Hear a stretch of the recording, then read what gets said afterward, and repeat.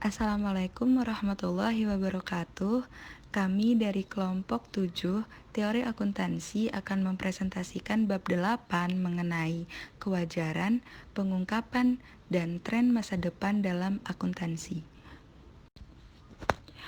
Kelompok kami terdiri dari 3 anggota. Yang pertama ada Eka Fitriani Nikmatul, yang kedua ada Sansya Fairuz Salsabil, dan yang ketiga ada Feliana Nurhalifah.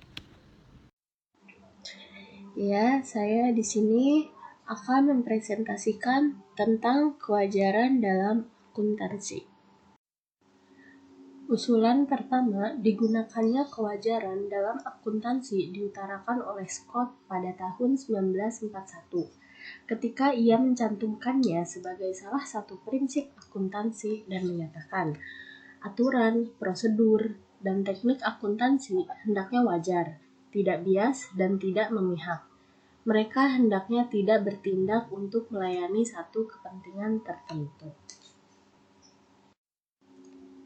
Jadi, salah satu dalil akuntansi dasar yang mendasari prinsip-prinsip akuntansi dapat dinyatakan sebagai kewajaran-kewajaran bagi seluruh segmen dari masyarakat bisnis. Masyarakat bisnis ini ada manajemen, tenaga kerja, pemegang saham, kreditor, konsumen, dan publik. Ditentukan dan diukur dari segi lingkungan ekonomi dan politik, serta mode-mode pemikiran dan kebiasaan dari semua segmen tersebut, sampai akhirnya prinsip-prinsip akuntansi yang didasarkan atas dalil di atas akan menghasilkan akuntansi keuangan bagi hak-hak dan kepentingan-kepentingan ekonomi yang telah diterbitkan secara resmi menjadi wajar untuk semua segmen.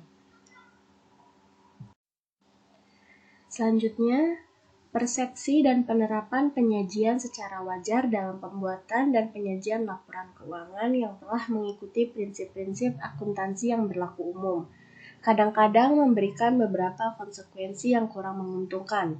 Konsekuensi pertama dari kewajaran dalam penyajian adalah ketidakmampuan untuk mengandalkan pada konsep keadilan yang sebaliknya justru didedikasikan pada kewajaran dalam distribusi.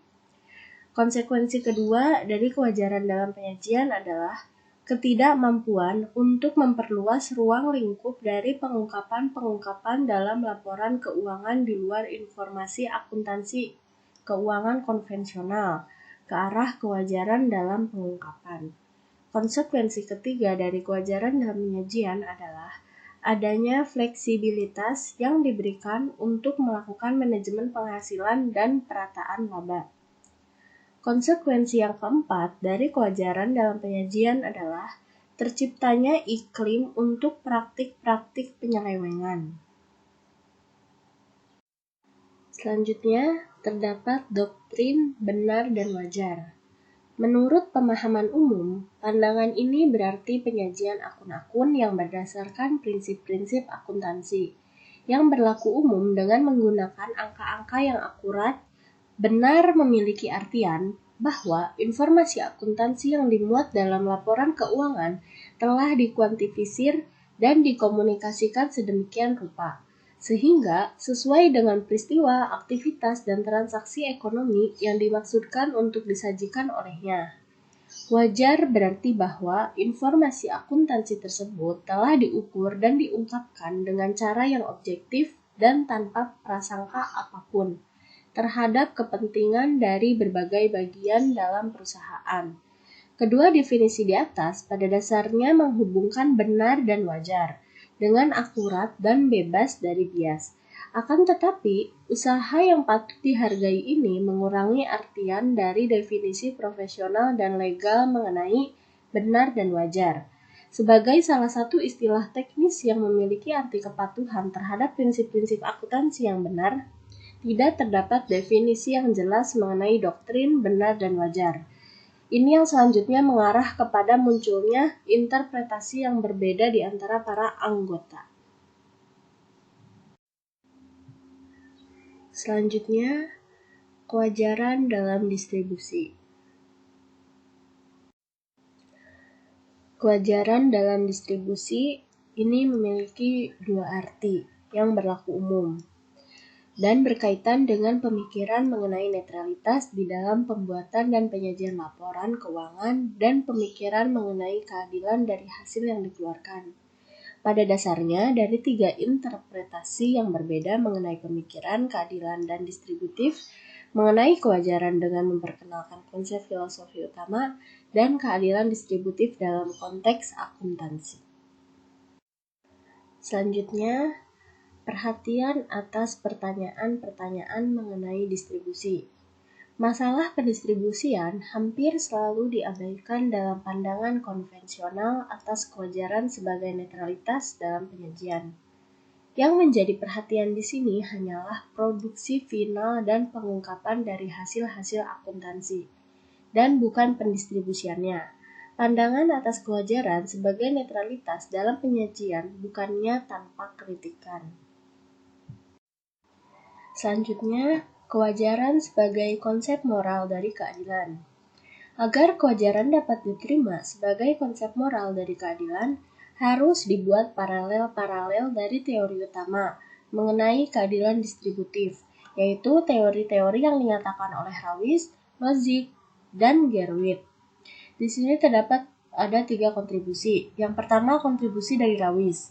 Teori keadilan Rawls yaitu mengembangkan suatu teori mengenai keadilan dalam bentuk prinsip-prinsip untuk diterapkan dalam pengembangan struktur dasar dari masyarakat dan yang menyajikan tantangan langsung kepada utilitarianisme.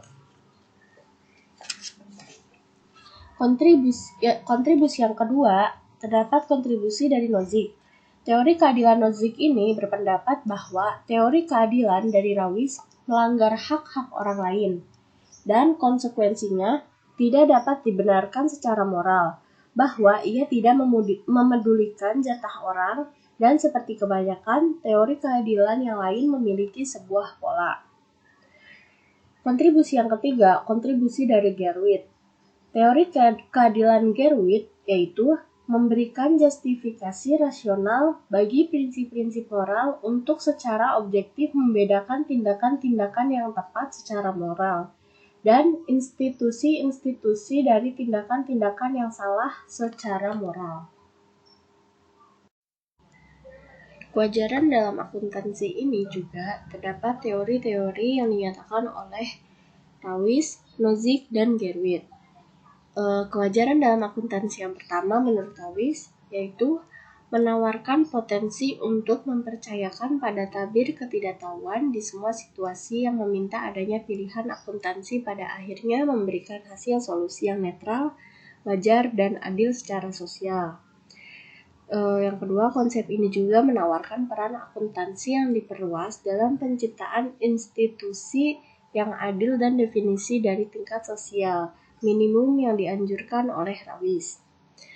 Kewajaran dalam akuntansi yang kedua menurut Nozick. Kewajaran bagi para positivis dan ahli teori rasionalitas dihubungkan dengan pasar yang efisien dan kemungkinan transfer secara adil kepada pemegang saham.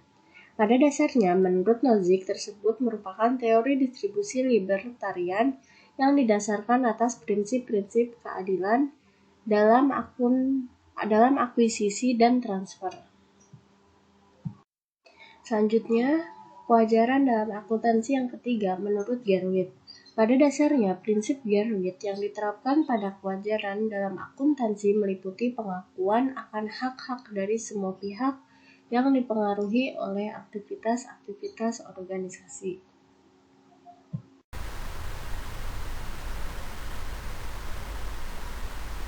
Sebelumnya telah dijelaskan oleh rekan saya, Feliana, mengenai prinsip kewajaran dalam penyajian dan distribusi.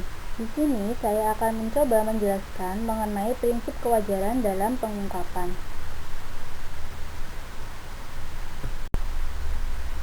Pada dasarnya, prinsip kewajaran dalam pengungkapan meminta adanya perluasan dari pengungkapan akuntansi konvensional untuk mengakomodasi seluruh pihak-pihak lain yang berkepentingan sebagai tambahan di luar investor dan kreditor yang memiliki kepentingan pribadi terhadap kegiatan perusahaan. SEC secara historis mengakui 3 tingkatan dalam pengungkapan. Yang pertama yaitu protektif, yang kedua informatif, yang ketiga diferensial. Apa sih protektif itu? Protektif adalah tujuan yang dilandasi gagasan bahwa tidak semua pengguna laporan keuangan itu ahli atau cukup canggih dalam menggunakan laporan keuangan. Sedangkan informatif yaitu tujuan yang dilandasi gagasan bahwa pengguna mempunyai keahlian dalam menggunakan laporan keuangan. Sehingga laporan ini bersifat informatif dan dapat digunakan sebagai pertimbangan dalam mengambil keputusan. Yang ketiga, tingkat diferensial merupakan gabungan dari tingkat protektif dan tingkat informatif.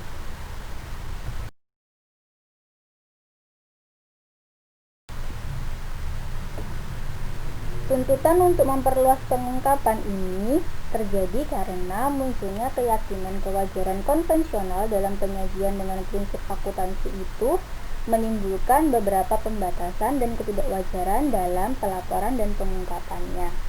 Oleh karena itu, saya akan membacakan beberapa pendapat yang mampu meminimalisir dan menghilangkan ketidakwajaran dalam pelaporan dan pengungkapan. Pendapat yang pertama yaitu berasal dari Bedford. Bedford mengusulkan perluasan pada pengungkapan akuntansi untuk mengurangi masalah yang diciptakan oleh doktrin kewajaran dalam akuntansi. Karakteristik perluasan pengungkapan yang diusulkan oleh Bedford meliputi perluasan pengungkapan ruang lingkup dari pemegang saham, perluasan pengungkapan ruang lingkup pengguna dari mengevaluasi kemajuan ekonomi, jenis informasi, teknik pengukuran, kualitas pengungkapan istimewa, dan sarana pengungkapan laporan keuangan. Pendapat selanjutnya yaitu dari Lev, teori kebijakan akuntansi yang efisien dan adil. Menurut Lev, kemajuan dalam menangani masalah kebijakan akuntansi fundamental dapat dicapai dengan memuat kepentingan eksplisit dari pembuat kebijakan keadilan dari pasar modal. Pendapat selanjutnya yaitu keunggulan pengguna dari GAA.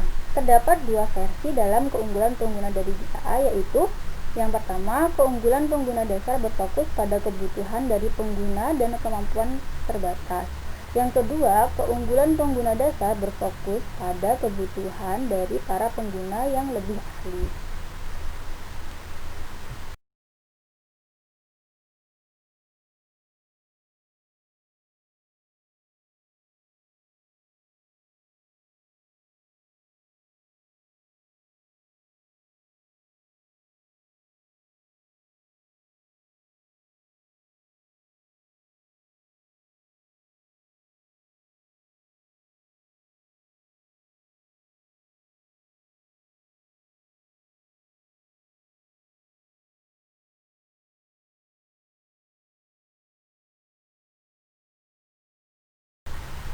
Usulan selanjutnya yaitu model pelaporan multilapisan.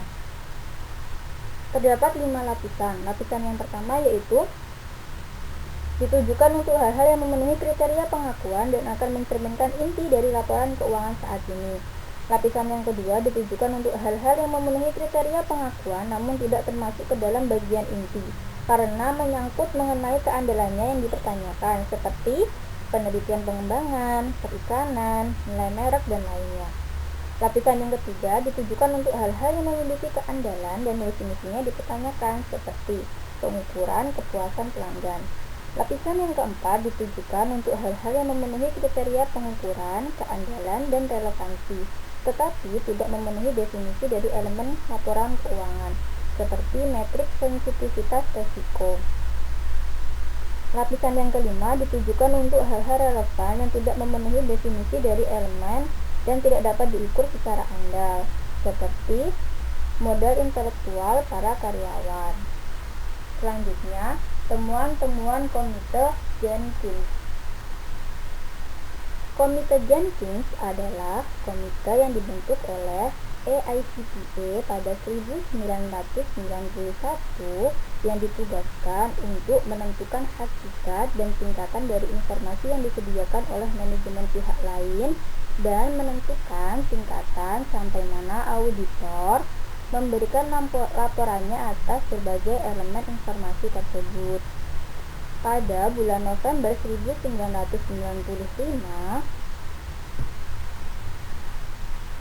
Komite Jenkins mengeluarkan laporan berjudul The Information Needs of Investor and Creditor, mengusulkan model komprehensif dengan elemen sebagai berikut. Elemen pertama yaitu data keuangan dan non-keuangan, yang kedua analisis manajemen terhadap data keuangan dan non-keuangan, yang ketiga informasi untuk masa depan, yang keempat informasi mengenai manajemen dan pemegang saham, yang kelima latar belakang perusahaan.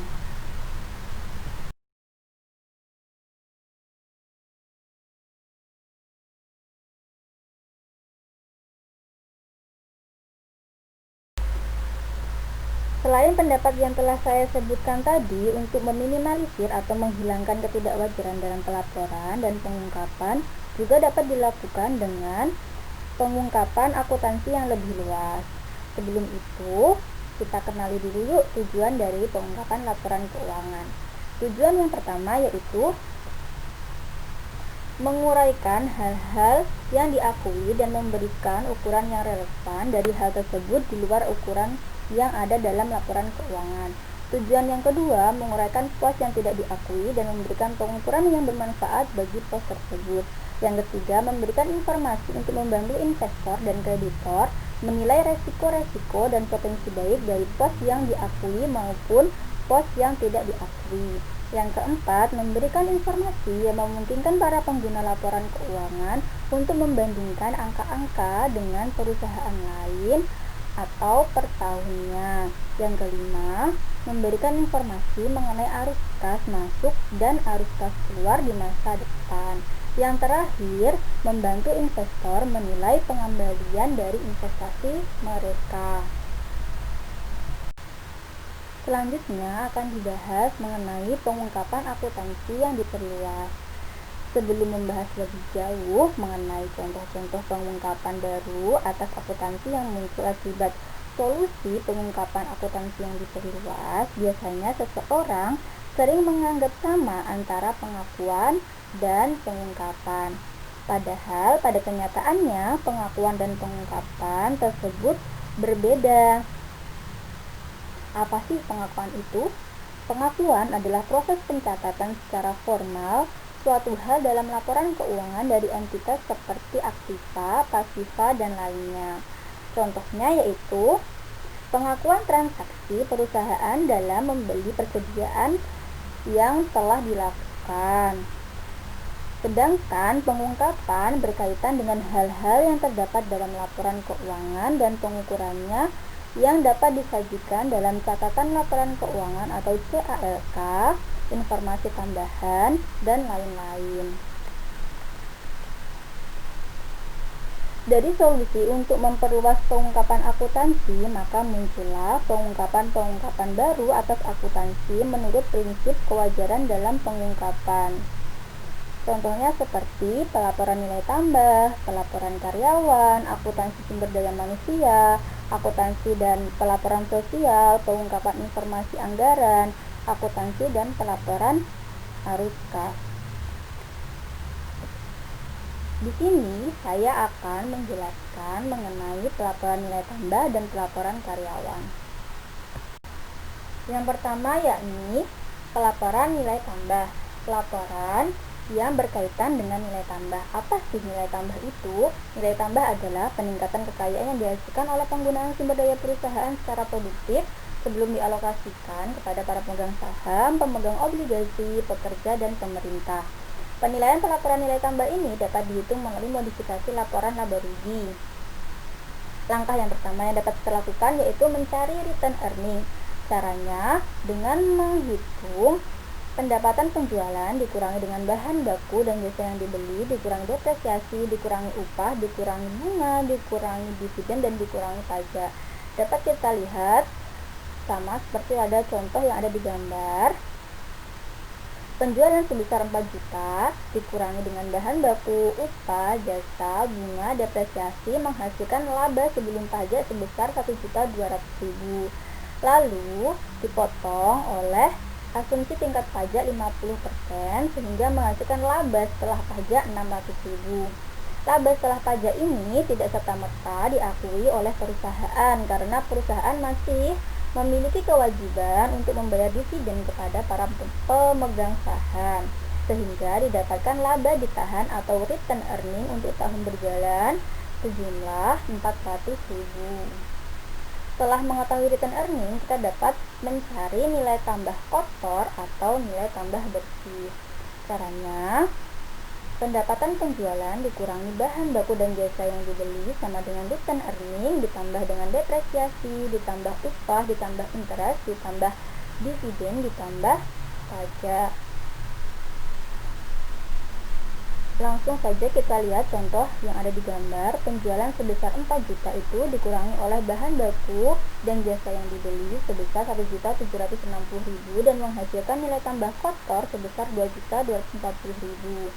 Nilai ini sama dengan perhitungan yang kita hitung dari upah untuk karyawan ditambah dengan bunga, ditambah dengan dividen, ditambah dengan pajak, ditambah dengan laba ditahan sebesar 2.240.000 yang ada di kotak kuning ya teman-teman. Antara sisi kanan dan sisi kiri dari perhitungan nilai tambah kotor ini harus diingat bahwa jumlahnya harus sesuai karena itu merupakan perbandingan yang setara.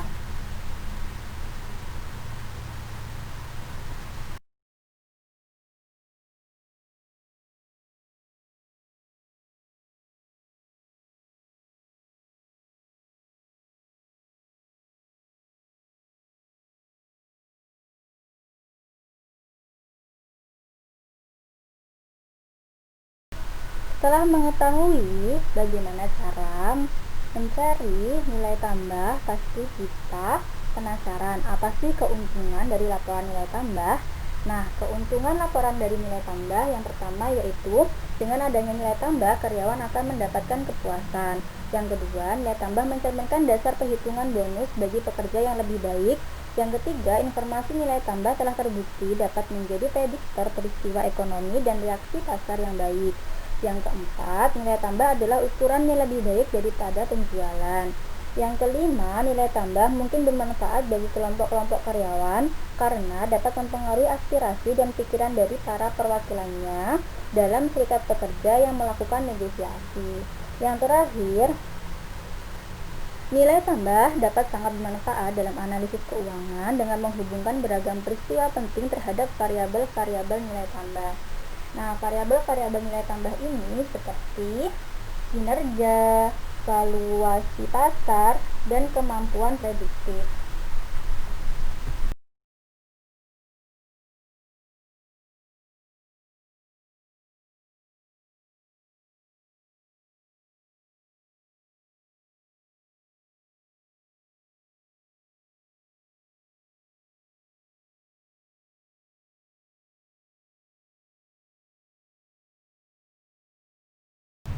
Yang kedua, yakni pelaporan karyawan.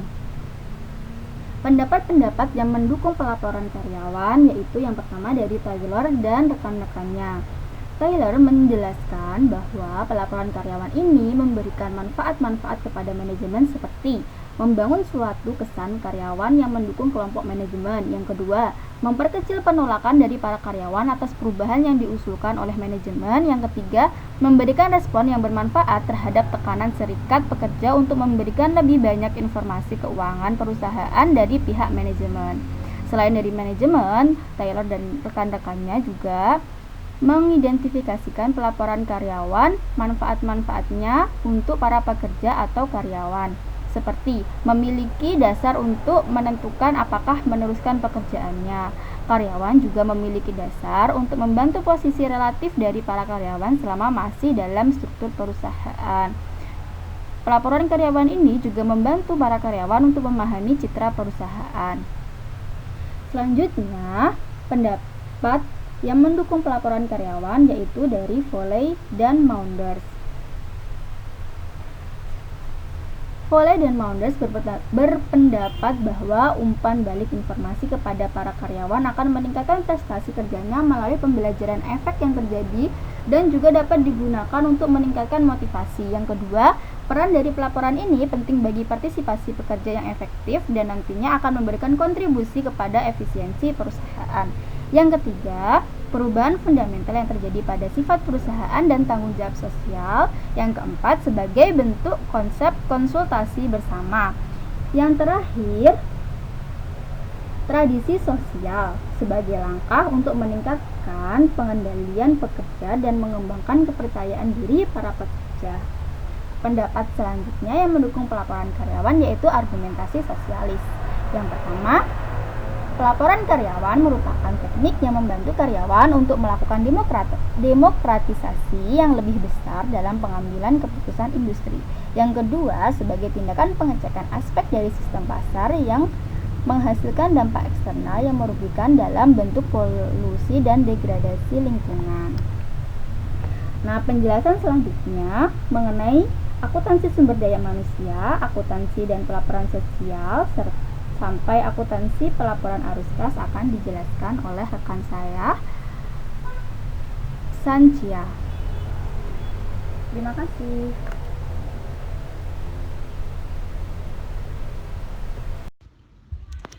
Untuk selanjutnya akan dipresentasikan oleh saya, Sancha Ferus Salsabil, yaitu mengenai akuntansi dan pelaporan sosial. Akuntansi dan pelaporan sosial ini terdapat 4 aktivitas yang berhubungan dengan akuntansi sosial, yaitu yang pertama, akuntansi pertanggungjawaban sosial.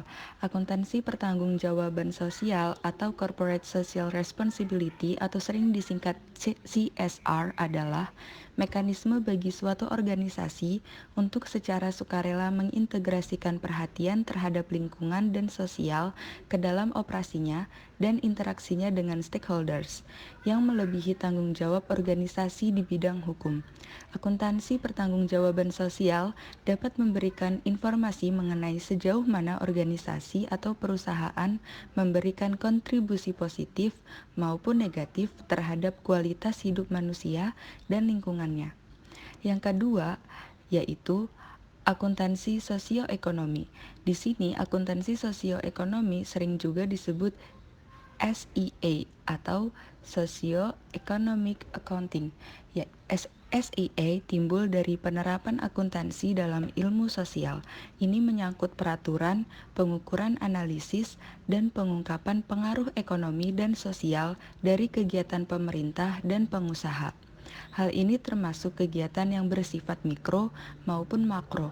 Pada tingkat makro bertujuan untuk mengukur dan mengungkapkan kegiatan ekonomi dan sosial negara, mencakup social accounting dan reporting, penerapan akuntansi dalam pembangunan ekonomi.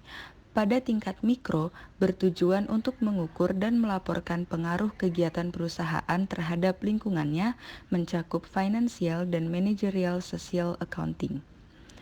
Lalu yang ketiga ada akuntansi dampak total.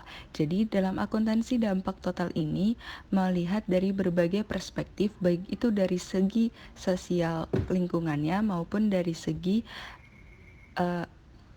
akuntansi indikator sosial melaporkan dan mengungkapkan kinerja sosial atau lingkungannya.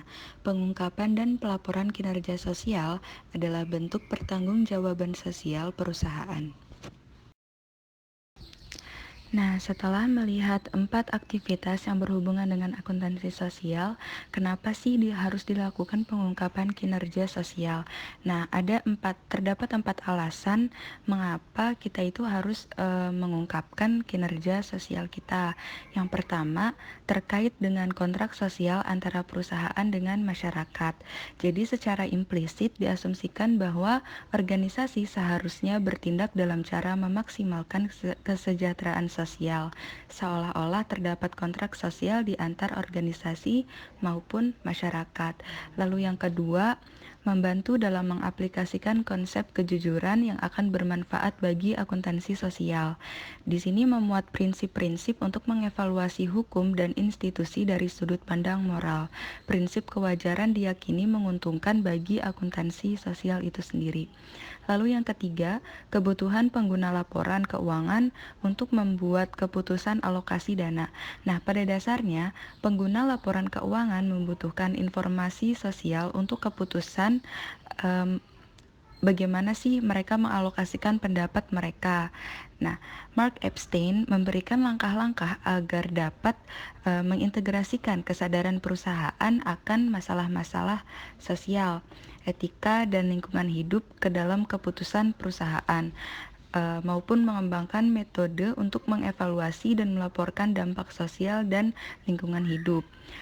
Lalu ada menciptakan insentif untuk perilaku karyawan yang bertanggung jawab secara etika, lingkungan hidup dan sosial, serta menyadari bahwa jika lingkungan hidup ini dibersihkan, dunia bisnis harus mengambil peran pimpinan di dalam memperkecil polutan dan menggunakan sumber daya alam secara bijaksana.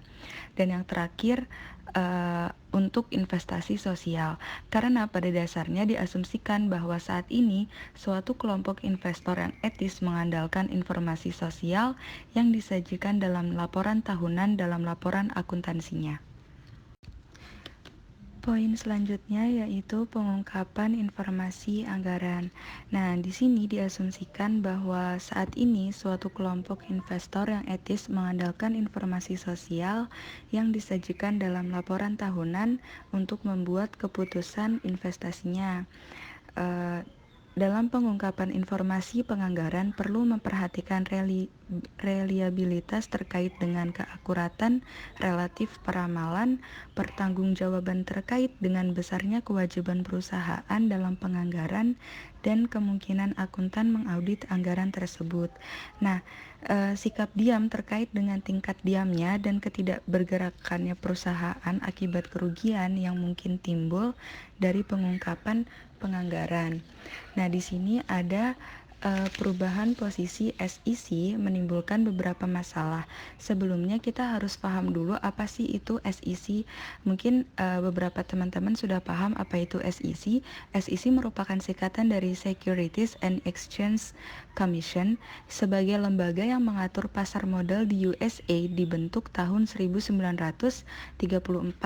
Nah, lembaga ini bertanggung jawab untuk mengatur dan juga menyusun undang-undang tentang bursa efek dan menjamin bahwa laporan keuangan yang dibuat oleh perusahaan yang go public disajikan secara layak dan full disclosure. Seperti itu. Nah, di sini ada 3 perubahan posisi SEC yang menimbulkan beberapa masalah. Dilihat dari sisi yang pertama, definisi peramalan laba. Yang kedua, apakah pengungkapan tersebut bersifat wajib atau operasional, serta kemungkinan keuntungan dari pengungkapan yang seperti itu. Lalu ada akuntansi dan pelaporan arus kas. Nah, di sini akuntansi aliran kas itu dipandang oleh pendukungnya sebagai yang terbaik dibandingkan dengan akuntansi accrual konvensional karena beberapa hal. Di sini saya akan menjelaskan 4 hal alasannya kenapa akuntansi aliran kas itu dipandang lebih baik kayak gitu. Yang pertama, karena dapat menyediakan kerangka analitis untuk menghubungkan kinerja masa lalu, sekarang maupun yang akan datang. Lalu yang kedua, dapat merefleksikan kemampuan perusahaan untuk membayar kewajibannya di masa mendatang dan yang direncanakan pada kebijakan keuangan. Lalu yang ketiga, rasio aliran harga yang didiskon dapat menjadi indikator investasi yang lebih dapat dipercaya dibandingkan rasio harga dengan earnings saat ini. Karena dalam menghitung earnings per lembar saham menggunakan berbagai metode alokasi yang sembarang. Lalu yang terakhir, dapat digunakan untuk mengoreksi perbedaan dalam praktik yaitu antara cara melaksanakan investasi. Nah, ini biasanya didasarkan pada aliran kas dengan cara mengevaluasi hasil. Nah, ini biasanya didasarkan pada earnings. Nah, poin terakhir yaitu mengenai akuntansi sumber daya manusia. Mungkin akuntansi sumber daya manusia ini udah tidak asing di telinga teman-teman, dan di sini juga terdapat 3 pokok permasalahan yang akan kita diskusikan. Yang pertama yaitu manfaat sumber daya manusia, yang kedua yaitu teori nilai sumber daya manusia, dan yang ketiga pengukuran aktiva sumber daya manusia. Yang pertama, manfaat dari sumber daya manusia itu sendiri. Berkauli Berkawi pada tahun 1955 mendefinisikan bahwa akuntansi sumber daya manusia yaitu merupakan proses pengidentifikasi dan pengukuran data mengenai sumber daya manusia dan mengkomunikasikan informasi ini kepada pihak-pihak terkait. Nah, tujuan utamanya akuntansi sumber daya manusia itu didasari oleh 3 poin. Yang pertama, identifikasi nilai sumber daya manusia, lalu yang kedua, pengukuran cost dan nilai orang pada organisasi, dan yang terakhir, mengkaji pengaruh pemahaman informasi ini dan dampaknya pada perilaku manusia. Lalu yang kedua, teori nilai sumber daya manusia. Untuk konsep nilai manusia berasal dari teori umum mengenai nilai ekonomis, individu dan kelompok dapat dilekati nilai seperti aset fisik yang didasarkan pada kemampuan untuk memberikan jasa ekonomi di masa mendatang. Nanti ini akan saya bahas di slide berikutnya. Lalu poin ketiga yaitu pengukuran aktiva sumber daya manusia. Nah, pengukuran aktiva sumber daya manusia ini bisa menggunakan beberapa cara. Yang pertama, metode biaya historis, yang kedua metode biaya penggantian, yang ketiga metode biaya oportunitas, yang keempat metode kompensasi, yang kelima metode upah diskonto masa depan yang telah disesuaikan, dan yang terakhir ukuran non-moneter. Nah, nanti metode-metode ini akan saya bahas di slide selanjutnya juga. Saya akan menjelaskan lebih rinci mengenai teori nilai sumber daya manusia. Nah, di teori sumber daya manusia ini, pada nilai individu ataupun kelompok didefinisikan sebagai manfaat jasa yang diberikan saat ini kepada organisasi sepanjang masa pemberian jasa individu atau kelompok yang diharapkan. Nah, untuk determinannya itu terbagi menjadi dua, yaitu determinan dari nilai individual maupun determinan dari nilai kelompok. Untuk determinan dari nilai individual, pada model Plumholtz, ukuran yang digunakan untuk mengukur manfaat manusia adalah nilai expected realizable-nya. Nilai individu merupakan interaksi antara dua variabel. Yang pertama, nilai kondisional yang diharapkan individual itu produktif, yaitu kemampuan untuk dipindah juga dan juga kemampuan untuk dapat dipromosikan. Lalu yang kedua, probabilitas bahwa individu akan mempertahankan keanggotaannya pada organisasi terkait dengan tingkat kepuasan seseorang terhadap pekerjaannya. Lalu yang kedua, untuk determinan dari nilai kelompok itu sendiri terbagi menjadi 3 variabel yang mempengaruhi aktivitas perusahaan dalam pengelolaan manusia, yaitu ada variabel kausal, variabel intervening, dan juga variabel hasil akhir. Untuk variabel kausal sendiri merupakan variabel bebas yang diubah atau diganti secara sengaja atau secara langsung oleh organisasi dan manajemennya, dan yang menentukan arah perkembangan dalam organisasi. Lalu yang kedua, untuk variabel intervening, yaitu merefleksi keadaan internal, kesehatan, dan kemampuan kinerja organisasi. Dan yang terakhir, variabel hasil akhir, yang merupakan variabel terikat yang merefleksikan hasil yang dicapai oleh suatu perusahaan. Untuk poin terakhir yaitu pengukuran aktiva sumber daya manusia. Seperti yang telah saya jelaskan di sebelum-sebelumnya bahwa pengukuran aktiva sumber daya manusia ini bisa menggunakan 6 metode. Nah, metode yang pertama yaitu metode biaya historis. Pada metode biaya historis ini kita harus mengkapitalisasi seluruh kos yang terkait dengan usaha untuk merekrut, memilih, mempekerjakan, melatih, menempatkan, dan mengembangkan seorang karyawan, atau di sini kita bisa sebut dengan sebagai aset manusia. Lalu kemudian mengamortisasi kos ini sepanjang masa manfaat aset ini dan mengakui kerugian jika kita melikuidasinya atau meningkatkan keuntungan potensial dari aset tersebut. Aset tersebut di sini merupakan SDM ya. Terus yang kedua ada metode biaya penggantian. Nah, pada metode biaya penggantian ini kita harus membuat estimasi cost untuk mengganti sumber daya manusia yang ada dalam perusahaan. Apa sih keuntungan dari metode ini? Keuntungan dari metode ini yaitu merupakan pengganti pengukuran yang baik lagi nilai ekonomis aset dengan batasan bahwa pertimbangan pasar penting untuk membentuk tafsiran akhir. Lalu yang ketiga ada metode biaya oportunitas. Nah, nilai sumber daya pada metode biaya oportunitas ini ditentukan melalui proses penawaran kompetitif pada perusahaan didasarkan pada konsep opportunity cost. Nah, mungkin semuanya udah tahu mungkin ya opportunity cost itu apa. Opportunity cost itu berarti biaya yang harus kita korbankan. Lalu yang keempat ada metode kompensasi. Nilai modal manusia yang dikandung oleh seorang manusia pada umur tahun adalah nilai sekarang dari earnings yang akan diperolehnya dari pekerjaan. Kelemahan metode ini adalah subjektivitas yang terkait dengan penentuan tingkat gaji mendatang, lama karyawan bekerja dalam organisasi, dan juga tingkat diskonnya. Lalu yang kelima yaitu metode upah diskonto masa depan yang telah disesuaikan. Metode ini mengusulkan bahwa gaji mendatang yang didiskon disesuaikan dengan menggunakan faktor efisiensi yang digunakan untuk mengukur efektivitas relatif modal manusia pada perusahaan tertentu. Dan yang terakhir, ukuran non-moneter. Ukuran non-moneter ini digunakan untuk mengukur aset manusia yang telah digunakan seperti metode sederhana, yaitu dilakukan pembuatan peringkat atau ranking mengenai kinerja individual dan pengukuran sikap.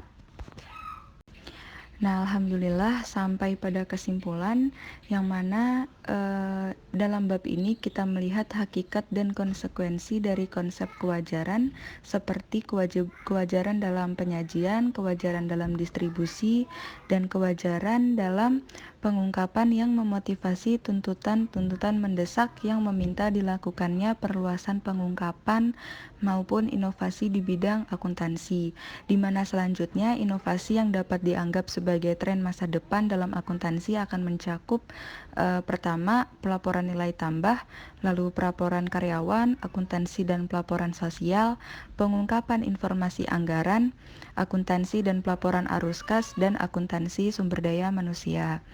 Sekian presentasi dari kelompok kami, yaitu kelompok 7, teori akuntansi.